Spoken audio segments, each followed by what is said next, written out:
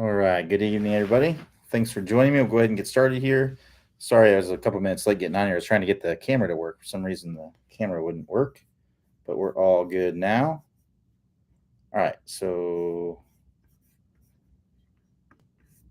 let's see what we got here. All right. Looks like we got a couple questions in there to start. Let me refresh this real quick. All right. So first question is going to be from John B. Says, "Hi Q. I find when I think about moving to my left side early, I tend to load up the left leg, and it seems to get even more in the way than it does create space to swing through. So now I think now I think if it is just pushing my left hip back, this has helped a little, but now I think that doing this early seems sometimes to put my right hip in the way of my downswing. Does this make sense? And how can I think of this differently? The goal for sure is to create the open path to swing unrestricted from the inside out. Yeah. So you have to flex the hips, right? So if you're starting your downswing, right, and you're just moving the hips forward, right? So let's say I'm here and I just move my hips forward. Well, I haven't really created any of that space. What creates the space is flexing the hips. So what flexing the hips is making the angle between my legs and my upper body smaller. So this would be flexing my hips, and this would be extending my hips, right? So if you're at the top of the swing and you just shift forward, I flex my hips, right? And also, if I'm at the top and then I just think about moving my hip out of the way, well, look, my right hip is going to move in the way, right? So the key is to flex the hips in the start of the downswing.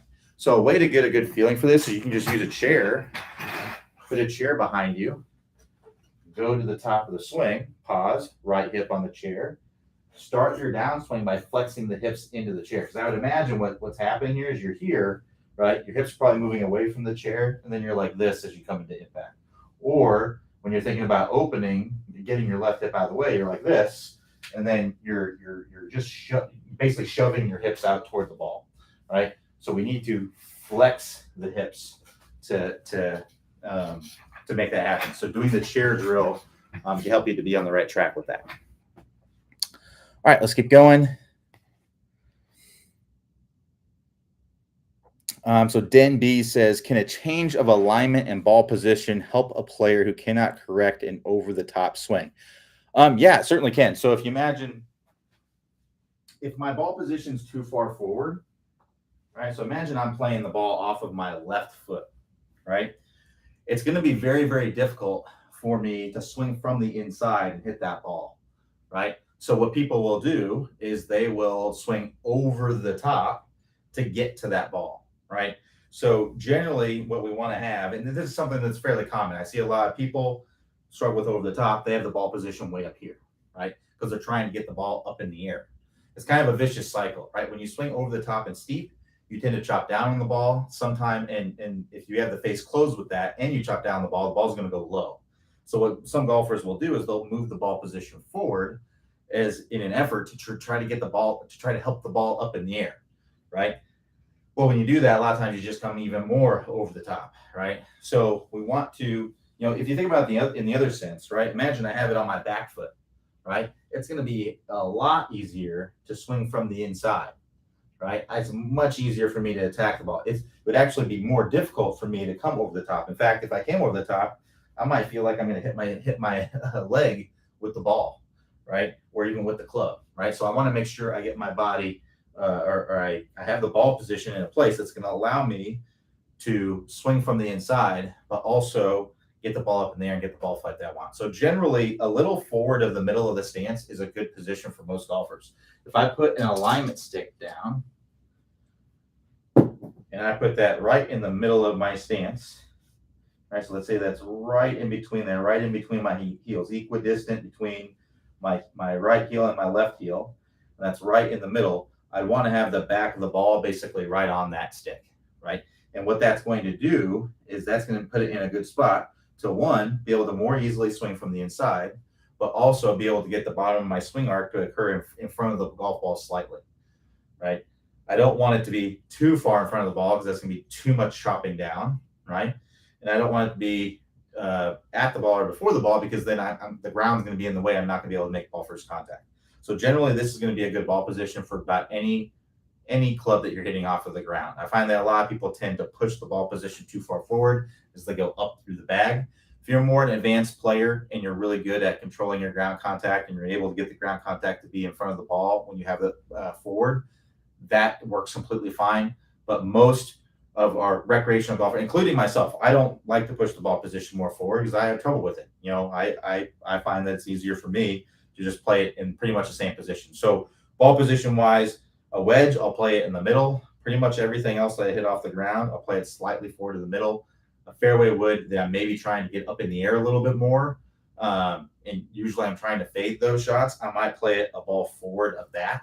But I'm not pushing the ball position way far forward unless I'm hitting a driver where I'm teeing it up and I have space underneath the ball to be able to hit up on the ball. And that's ideally what I would want to do. But for shots off the ground, I need the bottom of my swing arc to occur after the ball. And in order to be able to swing from the inside, and to do that, I want to have that ball position just forward of the middle, typically for most shots. And the reason why I have the ball position a little bit more back of that for a wedge, because I'm trying to hit down on that a little bit more to get a little bit more spin. I'm also trying to hit it lower, right? So lower with more spin is generally what you want to do with the wedges. Gives you a little bit more control.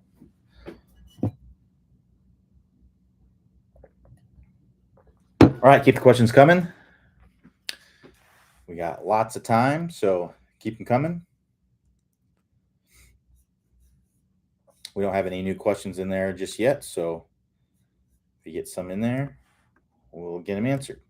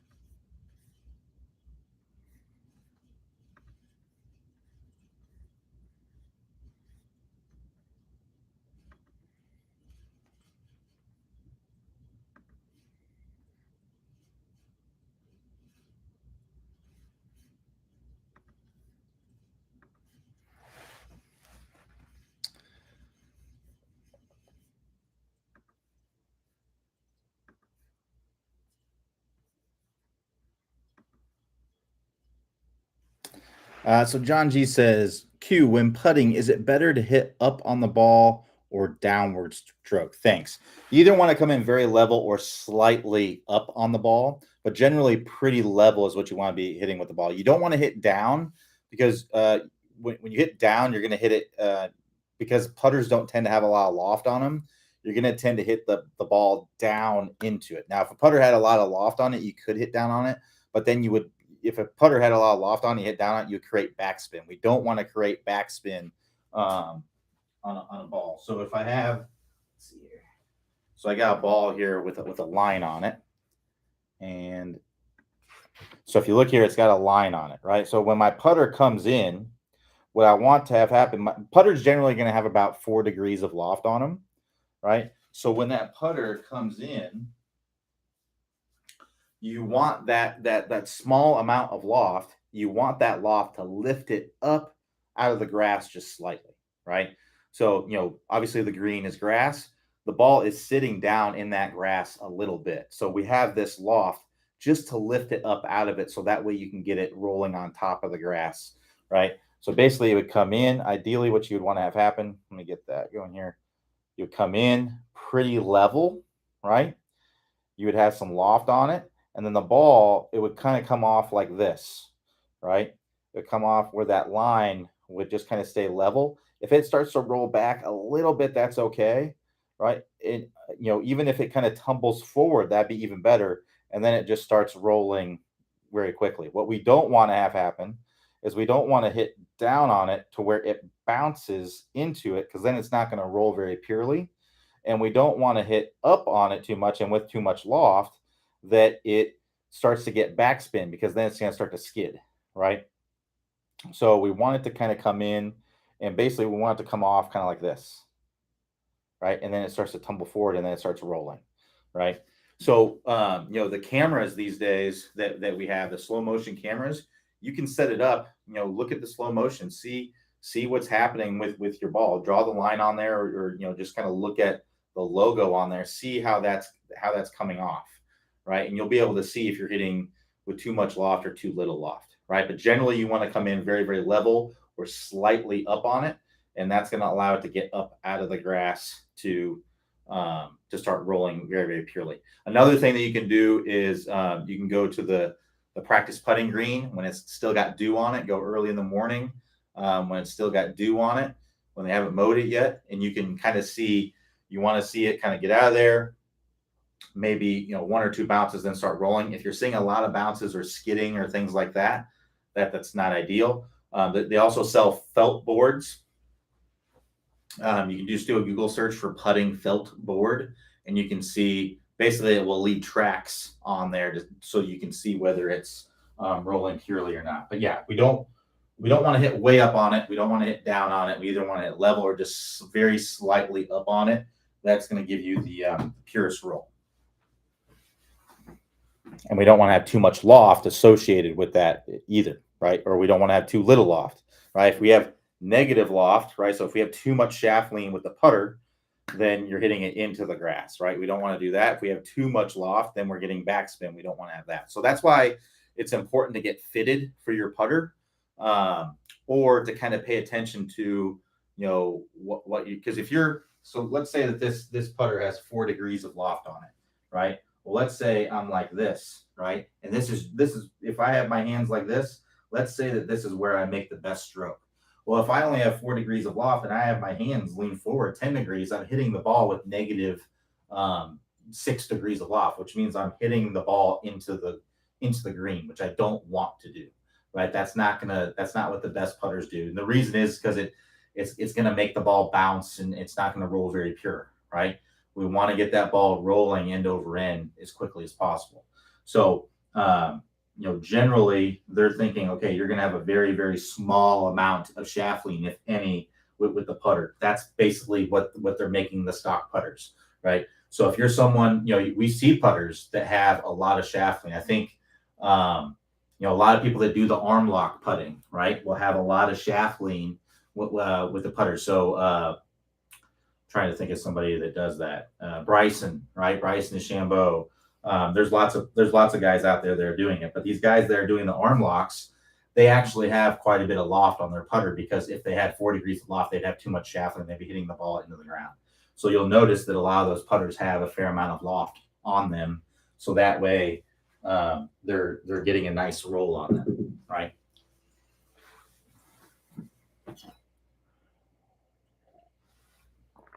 Yeah, hopefully that makes sense. Let me know if you have any more questions about that. All right, while you guys are coming up with questions, I'm just going to be looking up or working on some of my other stuff here.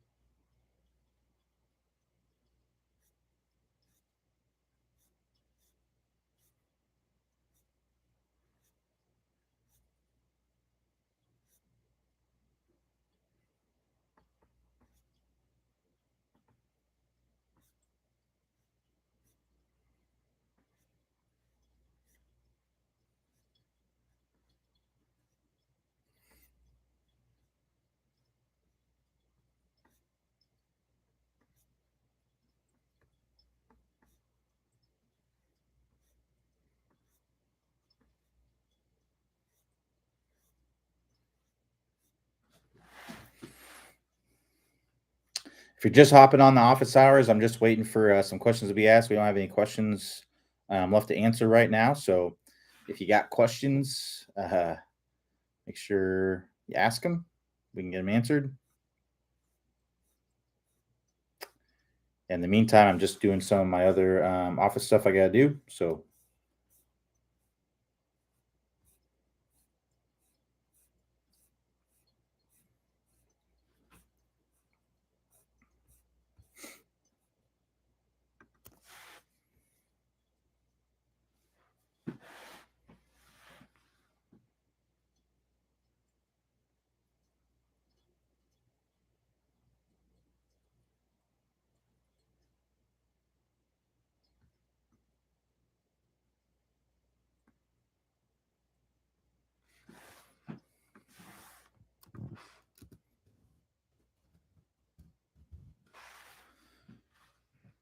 so Mike B says, how tilted should shoulders be at top of backswing? How tilted should they be? So I assume you mean from this kind of position. So generally, let me get the video back here. Where'd my club go? There you go. So usually what you're going to see, if I'm addressing this ball, right? If I put this club on my shoulders, when I turn to the top, that club is going to be pointing down somewhere 4 to 8 feet on the other side of the ball, right? So 4 feet would be, roughly about right here. 8 feet would be kind of my door, right? So if I set up this ball, I put this on top of my shoulders, I go to the top of the swing, you can see how if I were to extend a line all the way out with this club, right? That's going to be pointing somewhere between 4 to 8 feet on the other side of the ball, somewhere in that area. That's kind of the range of where you want to be. Because if I'm generally what you're going to see is people stand up too much, right? It's going to be more than 8 feet, right? So if I'm here and then I go up to the top and I'm more like this, right? If I extend this out, this is hitting at the door, right? It's hitting, on the door somewhere. That's too. Generally, what that means is that I'm kind of standing up out of it, right?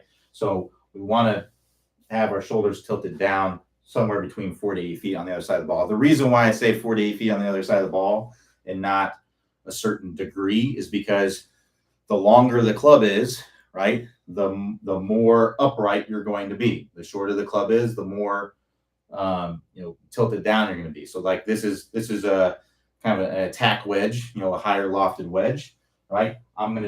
My shoulders are going to be steeper with this club versus a driver. Because a driver is longer, I'm going to be standing a little bit taller with a driver because it's a longer club, right? I'm going to be standing a little bit taller with a 5-iron versus a wedge because it's a longer club.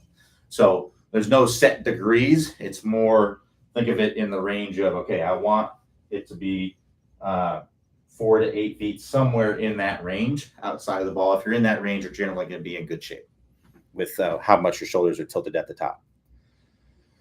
So John D says, so with the thought on putting, you should definitely keep your head behind the ball during the stroke. Yes, mainly due to optics, right? So if our eyes are ahead of the ball, right, it can really throw off our optics, right? And the other thing is that if our eyes are ahead of the ball, you're going to tend to hit down on it, right? I think that's kind of more the lines of what you're thinking. So yeah, there's 2 reasons for it. So one, I want to have my eyes a little bit behind the ball, not only so that way I come in level or slightly up on the ball, but also so that optically I can see the line better, right? I'm looking at the ball and everything out in front of me. Whereas if I'm like this, I'm looking back at the ball and everything out in front of me. So yeah, generally your lead eye is either going to be on the ball or slightly behind the ball, typically. Not to say that you can't putt well with your eyes in a different place, but generally, yes, that's what you're going to see. All right. So Mike D says, yes, thanks, or years, thanks. Yeah. All right. We got that taken care of. All right. So Ted C says, what are the average optimal launch angle and spin rate for driver Does that vary with swing speed? Yes, it can tend to vary with swing speed. It also depends on what you're trying to go for, right? So for distance, I would say typically 16 degrees launch, and usually anywhere in the 2000s of spin is going to be fairly optimal. But generally, I would say 12 to 16 degree launch, and anywhere in the 2000s of spin. Now, if you're a really low club head speed player, you'd probably want to be on the higher side of the launch and the higher side of the spin.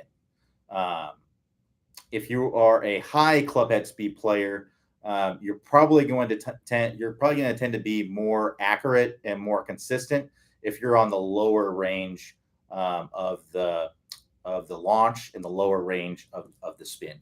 Reason being is that when you have more club head speed, the ball is going to tend to climb up in the air more, right? So if I have it like this, right, and let's say that this is a launch angle of 16 degrees, right? Well, if let's say I swing 80 miles per hour with my driver. So if I swing 80 miles per hour with my driver, it may only climb in the air up to the grip here, right? And then it's going to start to come out of the sky.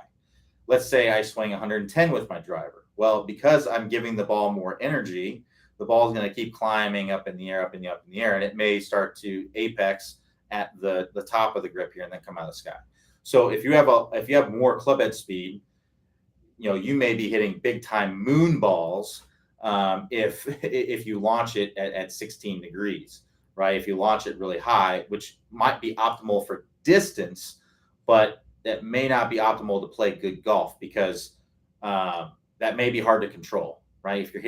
If you're just hitting big moon balls, right? Now there may be a time and a place to do that, but generally you may not want to hit it that high because it may be harder to control if you do that. The ball is just in the air so much, right? So, but if you're a lower club head speed player, it's not getting up in the air as much, and it's going to be optimal for distance, right? And then on the spin side of it, right? If you are a lower club head speed player, you may want to have a little bit more spin because the spin helps the ball stay up in the air a little bit, right? So you may want to get a little bit, on the upper end toward 3,000 spin to help keep that ball in the air a little bit. That might be more optimal. But if you do that if you have a lot of club head speed, the ball is going to go higher and it's not going to go as far, right? If you have a lot of club head speed, a lot of it does depend on your club head speed a little bit. What is too high on spin? Generally, I would say above 3,000 wouldn't be optimal for most. Now, if you're a really low club head speed player, like 3,300 would probably be where you'd want to be. But if you get 4,000, more than that, it's probably going to be too much spin. And generally, that's typically only going to be happening if you're hitting a big open face slice or something like that. But that's generally where you're going to want to be with it. But I would say, as a general rule, 12 to 16 is going to be a pretty good place to be for distance, for launch angle, and then anything in the 2000s is a good range to be, for distance. I think that's going to apply to most people. So that's where I'd be looking at. Too much spin would be like over 3,000.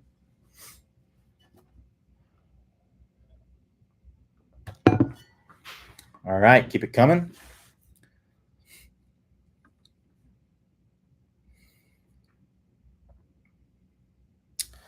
So Peter Bailey says, "Hi Q, thanks for doing what you do. No problem, Peter. Glad to help." Says, "It is hot here, too hot for golf today. I have been trying to reduce my dispersion right to left with my wedges. I've toyed with the idea of clubbing up and using the clock method to adjust the distance. For example, using a pitching wedge rather than a gap wedge. I seem to have more control, but maybe I'm just fooling myself." Comments. Yeah, I mean, you just do what works best for you. I mean, if you have more control with it, the downside to that would be there just wouldn't be as much spin there, right? So if you use a lower lofted club, you're not going to have as much spin. The ball's going to come in lower and you're not going to have as much spin, right? So on those short shots, you may need those. But if you're playing a course that has very soft conditions and you hit it plenty high enough with plenty of spin and it's playing well for you, then there's absolutely no nothing wrong with doing that. I just know that if I did that personally, um, in most situations, I would have a hard time. Yeah, I would really have to play a lot of bounce and roll on those shots. But in your situation, you may not be dealing with that. So it really, I played generally pretty firm conditions. Um, so I need that loft and that spin, for those shots. So you just have to do what works best for you. That's generally, what you're what you're looking for there. So if that works great for you, then that's 100% fine. So Graham T says, "Hi Q, do you have lag on a driver swing?" Yes, absolutely. In fact, typically you're going to have more lag on a driver swing than any other swing because the club is longer, and so it's going to have more because the club's longer. It's going to have more momentum to create the lag, right? So when I'm bringing this club back, because the club's longer, to create the lag, it's going to generally create more lag as it's coming down, right? And generally the swing is longer as well, for driver because we're trying to get as much speed as possible. So that also tends to create more lag. What you might be asking is, so what I say is lag is the point in the swing where we have the most lag, right? So that would be lead arm parallel in the downswing. That's generally where you have the most lag, right? You have more lag. So for most players, this might be like an 8-iron lag, right? Would be like right here. This would be like the most amount of lag you would have in the swing, and the amount would look like that. That would be like where most players would be with an 8-iron, somewhere around there. Now, that same player, their driver swing at that same position may look like this. It may look sharper because it's a longer swing and there's more momentum being created because the club is longer, right? Imagine, if you swing this, versus, a string with a weight on it that only goes to here, right? There's going to be more momentum with the longer because it's a longer lever arm that's going to create more speed, right? So that's going to create more lag. Now, what you may be asking about is there more shaft lean? So lag at impact, is the club lagging behind more, or is there lag with the driver at impact? Generally, there's going to be very little shaft lean at impact with the driver. The main reason is just because of the ball position, right? So here would be like my impact position with an iron, right? Ball position pretty close to the middle of my stance. My impact position here with a driver would be here. So you can see I don't have a ton of lag with my driver because just because of where the ball position is. But the club is releasing pretty much in the same place. It's still releasing out in front. It's just because I have the ball position here versus here that there's going to be less lag at impact. So that might be what you're asking there is there lag at impact with the driver? There's typically no lag, meaning the shaft is straight up and down, or there's a few degrees of lag. So there's players that basically have no lag at impact with the driver. So it'd be like a Louis Oosthuizen, right? Rory McIlroy doesn't really have any lag with his driver. It's the shaft's pretty much straight up and down at impact, or maybe just a small amount. But then may have a player like a Dustin Johnson who has the shaft leaning forward 5-6 degrees. So it's typically somewhere in that area from vertical to just a little bit of shaft lean at impact. It's generally not going to be not as much as like a wedge would be or something like that. Generally. But what we don't want is that backward shaft lean, right? So if you're looking like this with the driver, that's going to tend to lead to poor strikes, right? Typically going to hit it low on the face. You're typically going to struggle with consistency and things like that. So 2-part answer to the question.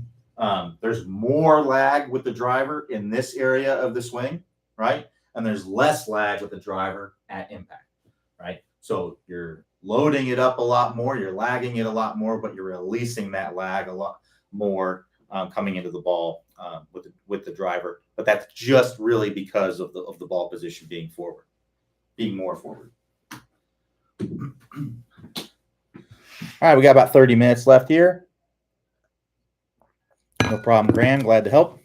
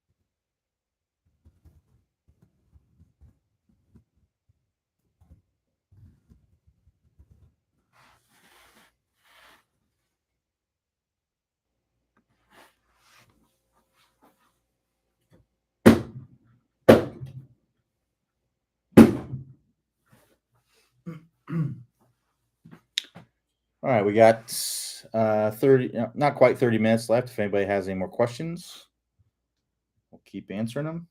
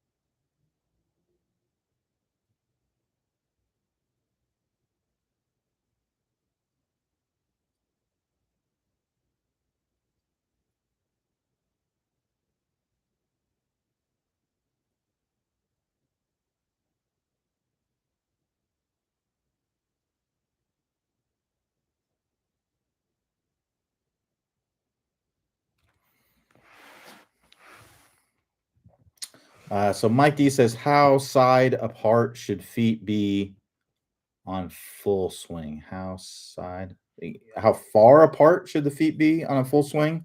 So for a full swing for an iron shot, generally about middle of the ankles, about shoulder width apart, right?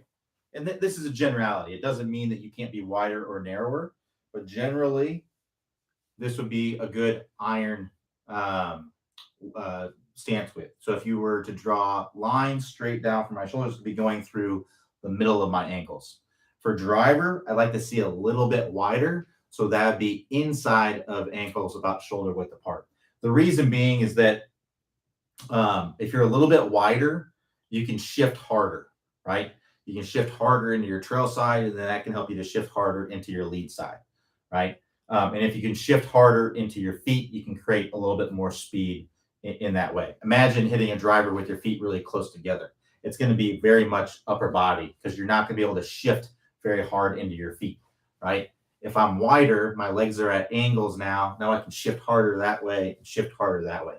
We wouldn't necessarily want to do that with irons because irons are more about control, right? It's about we definitely want a good amount of speed with our irons, but it's not as necessary. It's not the end goal. The goal of an iron is to hit a ball a set distance and be consistent with that distance.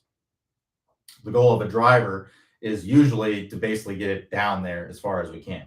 And if we get a little bit wider, that's going to help us to shift harder and help us also to be able to shift harder and stay behind the ball to hit up on it a little bit in the downswing. So for iron, about shoulder width for the middle of the ankles, right? And then for a driver, a little bit wider than that, inside of ankles, about shoulder width apart. Again, these are generalities. Tony Finau has a fairly narrow stance with his driver, hits the ball a mile, right? Works really well for him. I don't know what the reasoning is behind that, but it works really, really well for him. Now, it doesn't mean that it's possible that if he got a little bit wider and, focused on shifting harder from, into his feet, he could probably hit the ball even farther, but doesn't need to, right? If you can hit the ball plenty far with what you're doing, then keep doing what you're doing, right? But if you're looking for more distance and you have a narrow stance, getting a little bit wider may help you to shift harder to create a little bit more speed.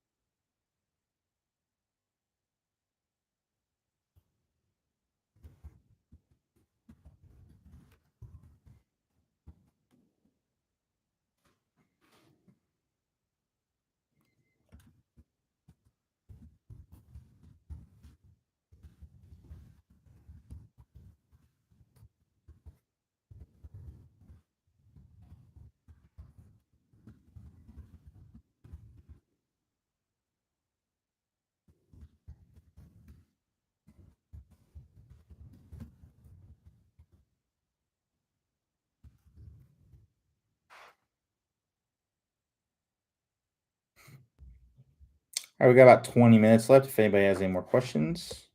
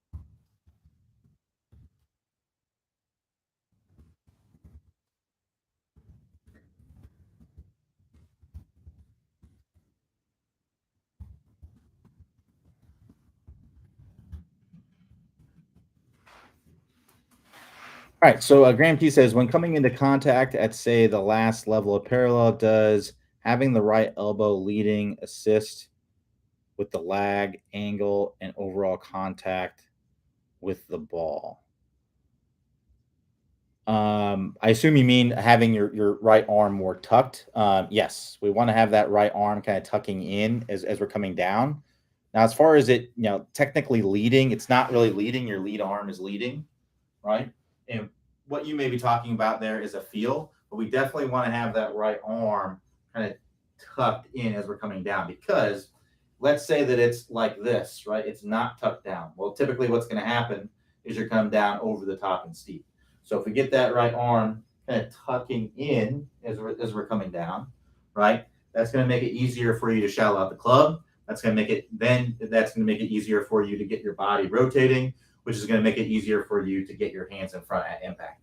If we get that right arm getting out away from us, right, then that's going to typically lead to over the top, which will tend to lead to you standing up, which will tend to lead to you early releasing and poor contact. That's why you don't really see any good players going like this, right? Pretty much every good player has that right arm kind of coming in, tucking in close to their body as they're coming down. So yeah, we want to have that right arm tucking in for sure. Rick says, is it true you should hit a fairway wood like you hit an 8-iron? Yeah, for the most part. Yeah, if you're hitting, I mean, as opposed to, I'm not sure how else you would hit it. I'm not sure what you mean there, but yeah, I mean, what I find what a lot of people do with fairway woods is they tend to put the ball position way too far forward, because they get a wood in their hand. They think, well, I got to move my ball position off my lead foot. Well, the problem with that is if you're hitting the ball off of the ground, even if you're hitting it off of a tee, the ground's in the way, right? So if the ground's in the way, you have to hit down on the ball. Now, if you have the ball teed up and you have it elevated, there is some space underneath the ball so that you can hit up on it a little bit, but you wouldn't want to tee a ball up as high with a fairway wood as you would with a driver, because they don't have a real tall face on them. They're meant to be hit off of the ground, essentially. So yeah, you can maybe play it a little bit forward, like a half ball to a full ball forward of what you would in 8-iron. So for me, let's say that this ball here would be like my ball position with an 8-iron. So that's just slightly forward of the middle of my stance. So basically, if you were to draw a line from the middle of my stance, that'd be going through the back of the ball, right? So that's where my ball position would be with an 8-iron. A fairway wood, like if I was hitting a 3-wood off of the ground, I would play it right there, right? So basically just like a ball forward of that, right? What I find a lot of people do is they put it way up here. When you put it way up there, you're going to tend to come over the top to try to hit it. Or you may slide your body way forward to try to hit it, or you may take the same swing you would with your 8-iron where you shallow out the club, but the club's going to bottom out here. And if the club's bottoming out here, you're going to hit it thin, or you're going to chunk it, or you're going to top it, right? So just play it a little bit forward, if any, of your 8-iron, and you just make the same swing. There's no there's really no difference to the swing. Now, because the club's longer, you may stand a little bit taller, but the actual swing itself is really not going to be any different. We need to come through it in a very similar way. Now, your ground contact's typically going to be different, and the reason it's going to be different is because of the club itself, right? So an 8-iron has a wider sole on it, right? It's got a sharper leading edge, which means it's going to tend to dig into the turf more, right?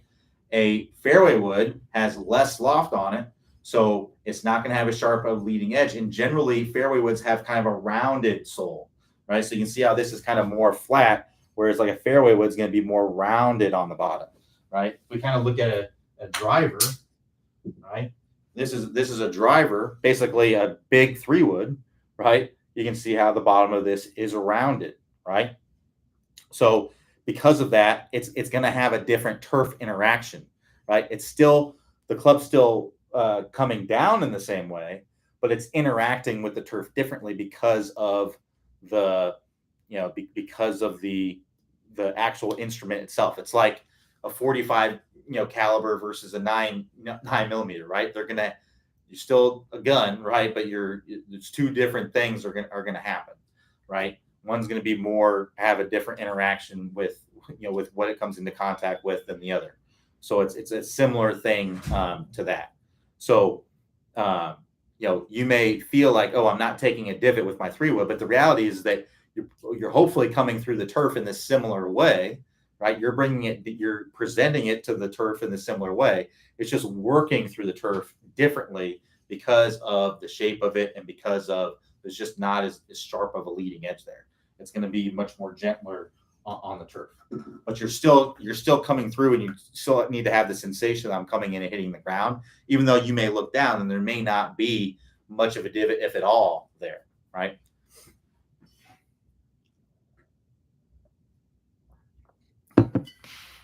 So Diane C says, hi, can you walk through the low spot of the arch using the hula hoop? Yeah. So let's talk about that. Generally, almost every office hours I talk about this. So what we want to imagine here is the club comes down in an arc, right? Comes down in an arc like this, right? And if where this tape is, that's the bottom of the arc. So for shots that we hit off of the ground, we want the bottom of this arc to be in front of a few inches and slightly below the ball. So if my fist is the ball here and I'm hitting the ball that way, this is basically what I want, right? I want the club to come down, hit the ball in the ground at the same time, and then I want it to bottom out in the ground a little bit below. So basically my divot's starting where the ball is. This is basically the middle of my divot, and then where my hand is holding the hula hoop here, that's basically where the club's coming up out of the turf. So I'm getting this divot, basically my club's bottoming out in the middle of my divot, right? So if you're struggling with chunks and thins, generally what's happening is that bottom of that swing arc is happening where the ball is, or maybe even before the ball. So if it's happening where the ball is, if I get into the ground a little bit, well, I'm hitting the ground back here. That's before the ball, right? My best case scenario is basically to hit it thin, to pick it off the top of the turf. Now, if I have a lie where the ball's sitting up on the turf like it's on a tee, that's going to work out great, but I'm not going to have that lie every single time. So I need to have that that's what the most consistent ball strikers, they have it forward and slightly below, right? So now if I have it too far below, that's going to be a chunk, right? And if I'm back here, right, and let's say I come down and I miss the turf, now the club's working up into my ball, and I'm going to tend to hit it thin or sometimes even top it, right, or blade it. So I want to have the bottom of that swing arc to be in front of and slightly below the ball.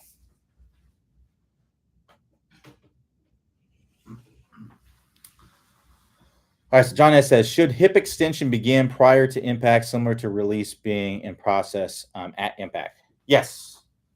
Yes. So generally, your hips are technically going to start extending about halfway down, right? So I'm here, I flex my hips, and then they're going to start extending, right? So here, I've flexed my hips, then they're going to start extending.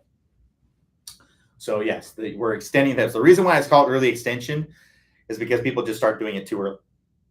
People start doing it in the very start of the downswing, right? Where we're here, there's no flex of the hips, and I just start extending them right away, right? So that's That's generally what's happening there. So if you can just start your downswing with flexing of the hips, you'll tend to be in better shape.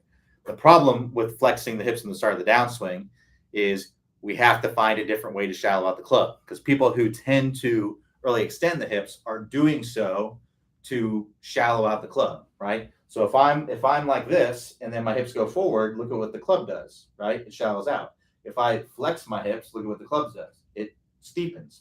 So I need to find other ways to shallow out the club. And the ways that I want to do that is with my arms, right? With my upper body. So with some right side bend, I'm going to shallow out the club.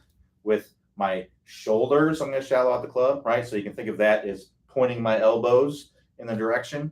So losing an arm wrestling contest, winning an arm wrestling contest with my lead arm, that shallows out the club. Forearm rotation, so you can think of that as turning a doorknob, that shallows out the club. Wrist angles, right? So if I bow my lead wrist, extend my trail wrist, that shallows out the club. So all those things shallow out the club. Those are what the best players do to shallow out the club. They flex the hips and then they shallow out the club with the upper body. So those are the spine, right? You know, trail side bend that's making that happen. My shoulder joints, my forearms, and my wrist angles. Those are all things that shallow out the club. So if you're someone who early extends, you're more than likely using that. You're using the lower body to shallow out the club, and we have to address shallowing out the club before you can really get the hip flexion to feel normal, right?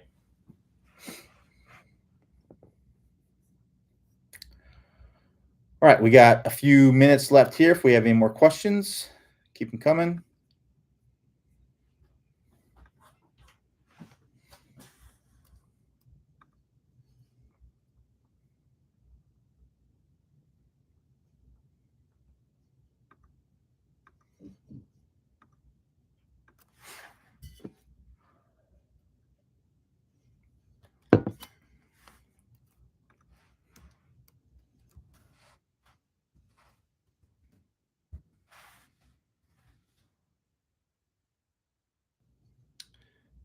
In your demo with the hula hoop, which hand was the ball? The fist. My right hand was the ball.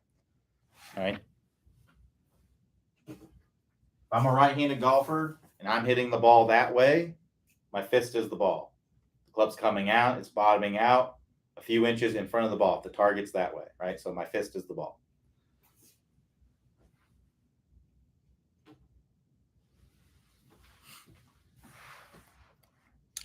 John S says, thanks. That was a terrific explanation. No problem, John. Glad to help. No problem, Diane.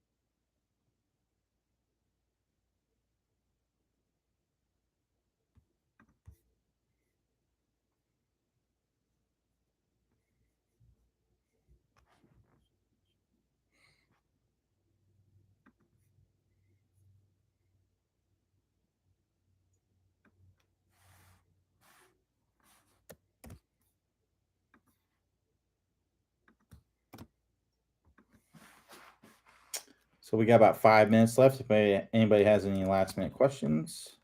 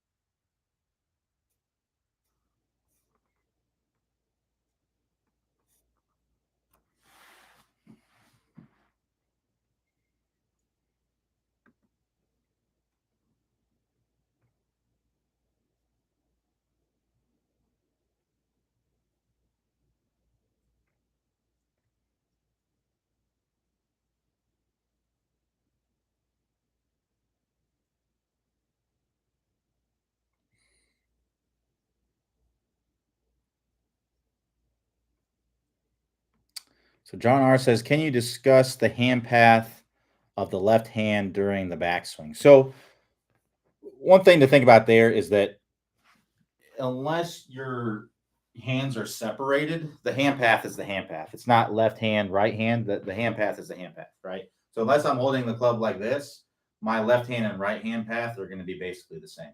So, um, so yeah, as far as the left hand or the hand path in the backswing, um, there's no one hand path that has to happen. Generally, it's more the hand path in the downswing. So let's talk about the hand path and the downswing. What needs to be happening there?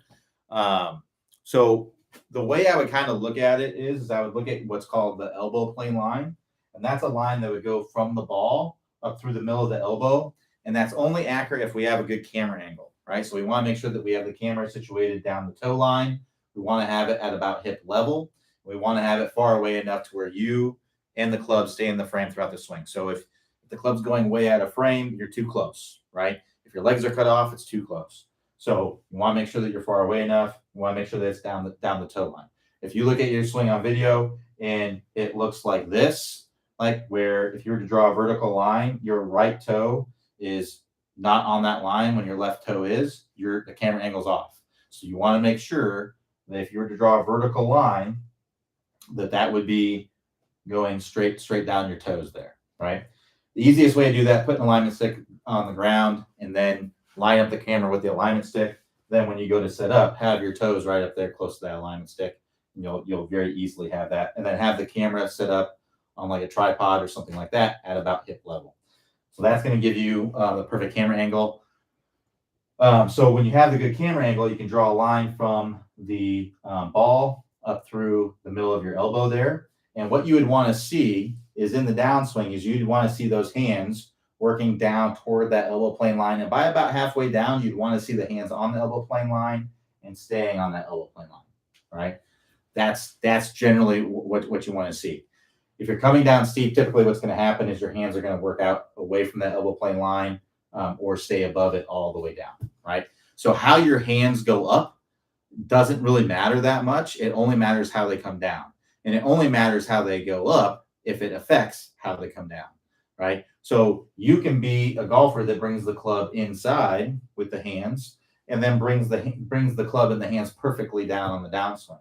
You could be a golfer that brings the hands way outside, but then gets the hands to work perfectly down the downswing. You could be a club that brings the hands straight up that plane line and then down that elbow plane line on the downswing. So there's no perfect answer to this question, unfortunately. What matters is the hand path in the downswing. What doesn't matter so much is the hand path in the backswing. It only matters if it affects the hand path in the downswing. So what I would recommend doing is set up the camera, look at your hand path in the backswing, look at your hand path in the downswing, see how it's working down, and then look at your hand path in the backswing to see, okay, are my hands working down in a poor way? If they're working down in a great way, just keep doing what you're doing in the backswing, right? Because it's obviously getting your hands to work down in the correct way in the downswing. But let's say your hands are working too far underneath, which is not very common. Usually the most common thing is it's too much over. It's typically steep. Then I would look at, okay, is there something I'm doing in the backswing that's causing that, right? So sometimes typically what causes it is just the hands going too far inside or too far outside, right? So if I get my hands kind of going too far out away from me, right, it's hard to get my hands to work back where they need to be, right? Because I kind of have to reroute. So a lot of times if they get too much out away from me, it kind of looks like this, right? And now I'm going to come down steep.